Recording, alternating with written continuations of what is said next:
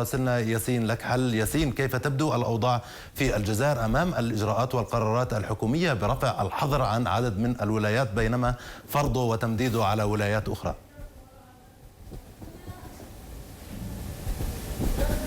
نعم بالفعل زميلي فالح، مرحبا بك وبالسادة المشاهدين.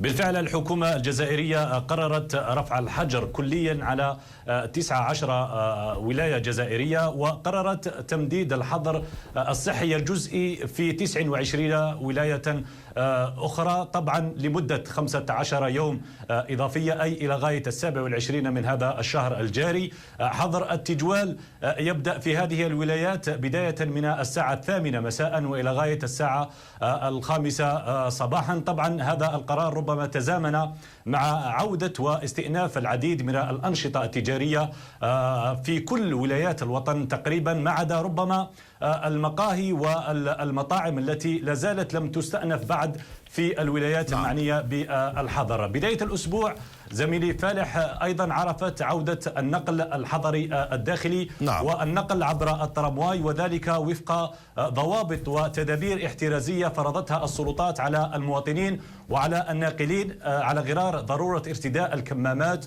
وضرورة فتح نوافذ الحافلات للتهوية، وكذلك السماح بنقل 50 إلى 70% من تعداد الأشخاص. ربما هذه النقطة أثارت الكثير من الجدل وأثارت ربما حفيظة سائقي السيارات الذين رفضوها جملة وتفصيلا.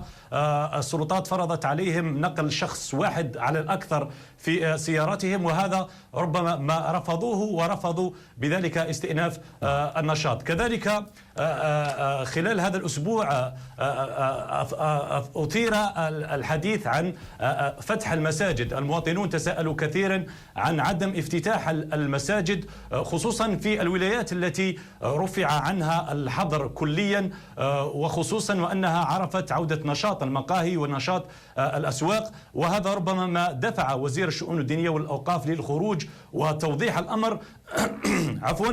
نعم.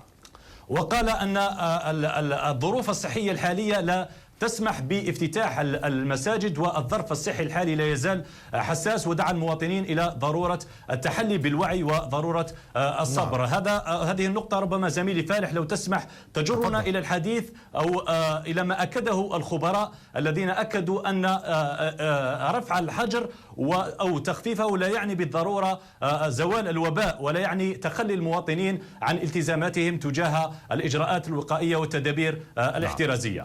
مراسلنا من الجزائر ياسين لكحل، شكرا جزيلا لك على كل هذه الإيضاحات والتفاصيل. مشاهدينا الكرام، إلى هنا نكون قد وصلنا إلى ختام حلقتنا من برنامج مراسلون حول العالم، على أمل أن يتجدد اللقاء معكم وبكم الأسبوع المقبل. دمتم بحول الله ورعايته، إلى اللقاء.